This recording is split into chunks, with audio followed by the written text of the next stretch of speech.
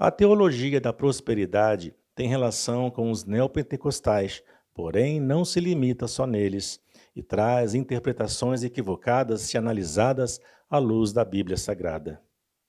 A pessoa é estimulada a usar Deus sem temor algum para determinar o cumprimento de desejos ou direitos que acha que tem. Há pessoas que buscam nela respostas imediatas para questões pessoais, a cura para doenças e a prosperidade no campo financeiro tão incessantemente prometida por seus líderes. Surgem, assim, os mercadores de bênçãos, que atraem pessoas incautas sob o pretexto de que terão tudo o que almejam se tiverem plena convicção do que querem e confessem positivamente como se já tivessem recebido a bênção. Nessa falácia está presente o entendimento de que o cristão deve ser próspero sempre e gozando de plena saúde. A doença seria um sinal de que desagradou a Deus e está em pecado. Muito se parece com a ganância tão destrutiva que infiltrou na igreja primitiva. Os propagadores dessa teologia profana fundamentam sua crença na interpretação errônea do que está escrito em Provérbios, capítulo 18, versículo 21. O que se diz pode salvar ou destruir uma vida. Portanto, manuseie bem as palavras e terá recompensa. O apóstolo Paulo pergunta: quem deu primeiro a ele para que seja recompensado? Creia, o Senhor Deus é soberano e não há palavras humanas que possam manipulá-lo.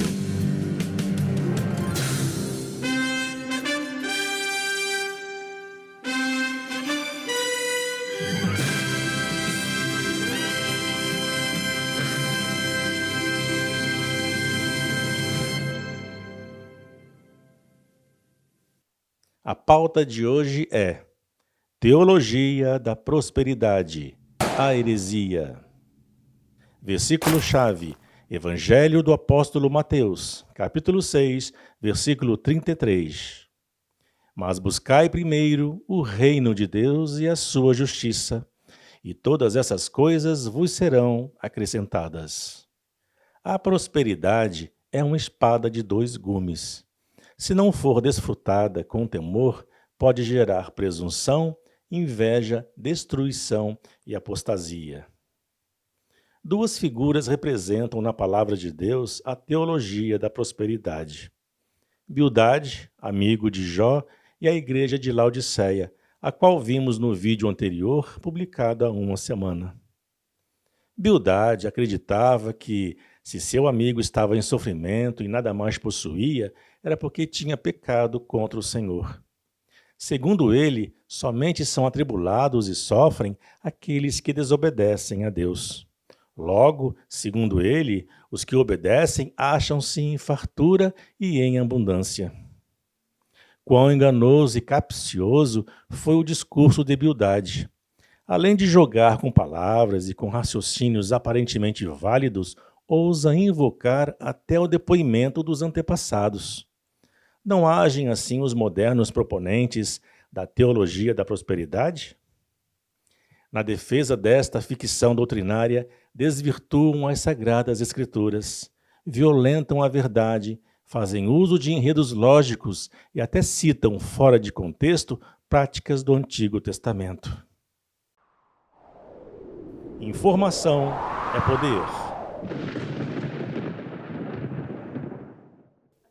A teologia da prosperidade é uma heresia e ensina que quem tem fé em Deus terá muitas riquezas e sucessos materiais.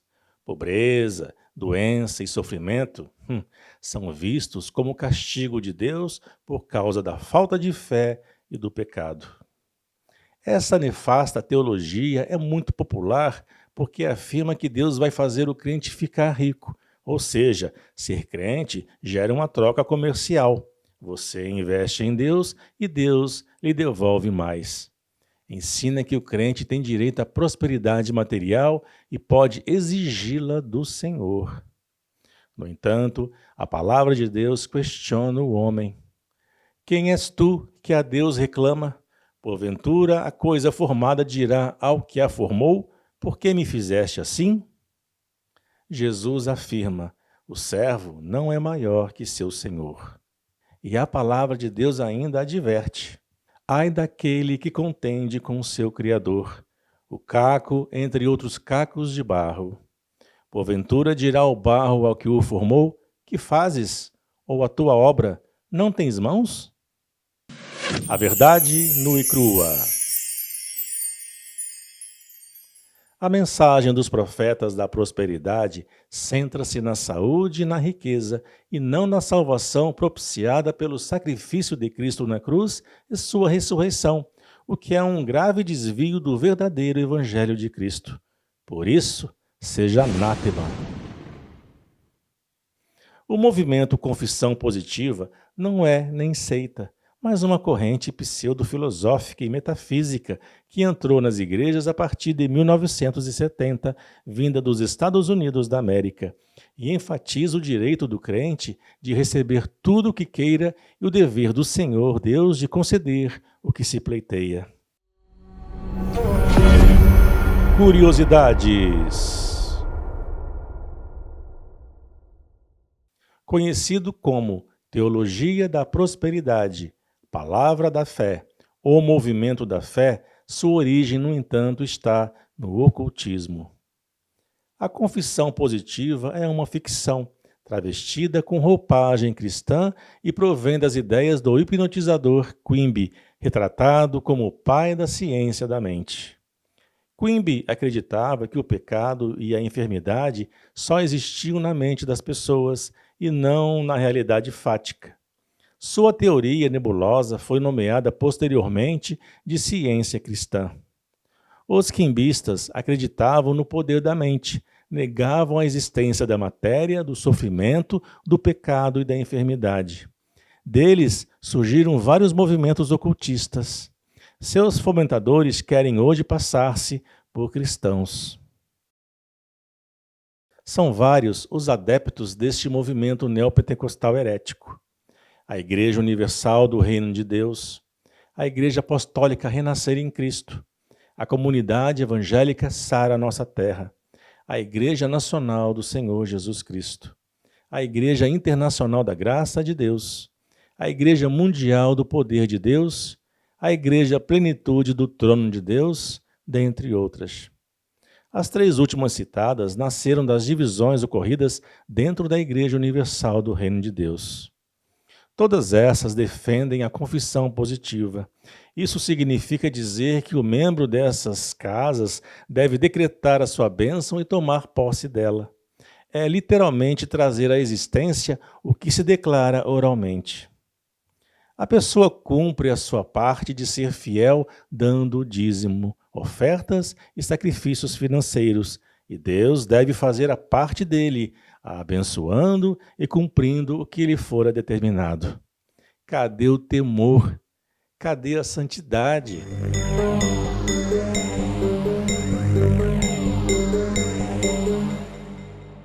Nos templos da teologia da prosperidade, há pouca ou nenhuma ênfase no estudo e meditação da palavra de Deus.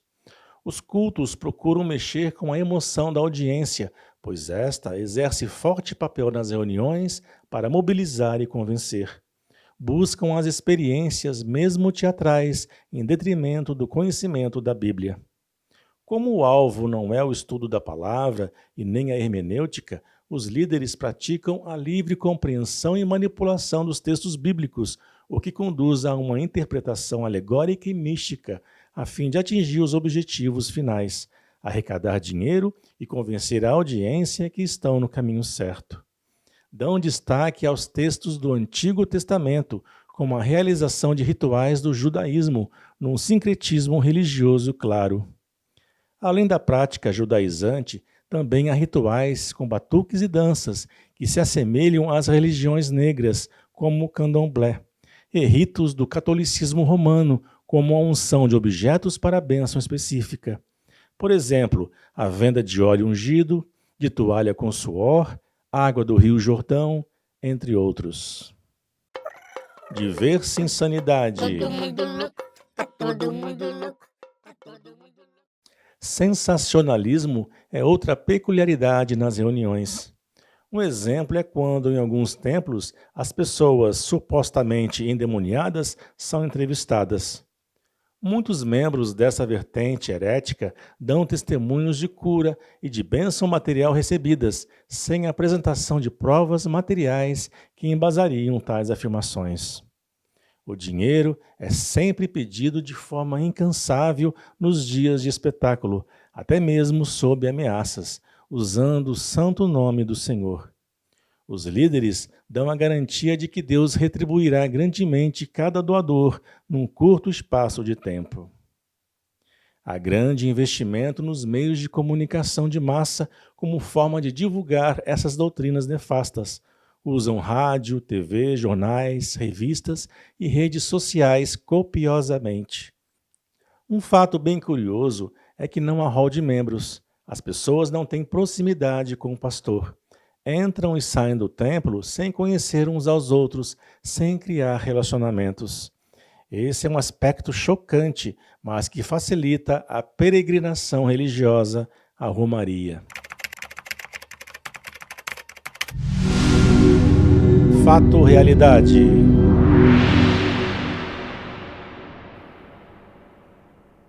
Muitas pessoas estão abandonando as congregações neopentecostais e tornando-se crentes sem igreja, pela decepção de não terem recebidas as bênçãos prometidas nos cultos. Deram os dízimos, ofertas, sacrificaram mais e mais dinheiro e cumpriram as suas partes no acordo supostamente com Deus, mas não receberam nada. Essas pessoas se decepcionaram profundamente e geraram um movimento de cristãos desigrejados, ou ainda tem aqueles desiludidos que vão experimentando templos, pulando de galho em galho e não se tornam membros de nenhuma, não criam vínculos, não participam das atividades e, por fim, esfriam na fé. São os religiosos nômades ou autônomos. E outro fato estarrecedor convém mencionar. Está acontecendo de muitas pessoas decepcionadas e desiludidas com os enganos da teologia da prosperidade tornarem-se desviadas. Passam a generalizar ao afirmarem que nenhuma igreja presta e, finalmente, abandonam de vez a fé cristã. Triste, não? Psiconselhos. A você, irmão desigrejado, ofereço esse versículo da Epístola aos Hebreus, capítulo 10, versículo 25. Não abandonemos o costume de assistir às nossas reuniões, como alguns estão fazendo. Pelo contrário, animemo-nos uns aos outros, e ainda mais agora que vocês veem que o dia está chegando. Não é vontade do Senhor Deus que o cristão seja um crente autônomo ou isolado. Antes, sua vontade é que importemo-nos uns com os outros para nos estimularmos ao amor e às boas obras, que é fruto da fé em Cristo Jesus. Então, meu irmão, volte a frequentar uma congregação. Não deixe sua fé se estagnar. Lembre-se do que afirma o livro de Salmos, capítulo 133, versículo 1. Ó, quão bom e quão suave é que os irmãos vivam em união.